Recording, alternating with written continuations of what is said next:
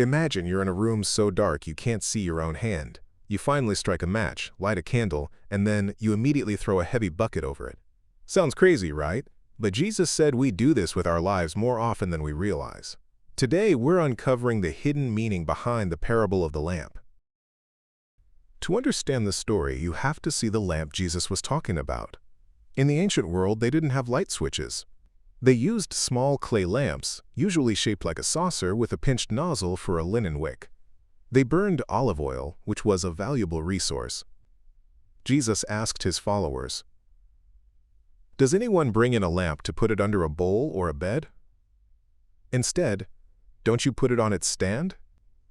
In a tiny one-room house, a lamp on a stand or a stone wall niche was the only way to light up the whole room for the family. Jesus mentioned two specific places people hide their light.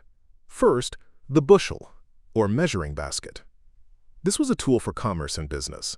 It represents the worries of this life and the pressure of making a living that can smother our faith. Second, the bed.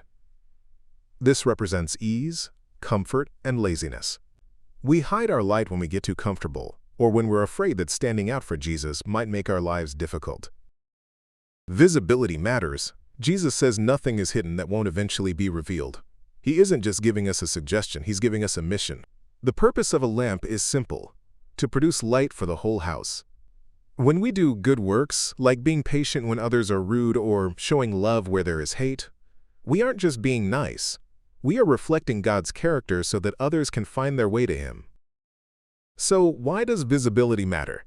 Because you aren't the source of the light. Jesus is. You are like the moon reflecting the sun.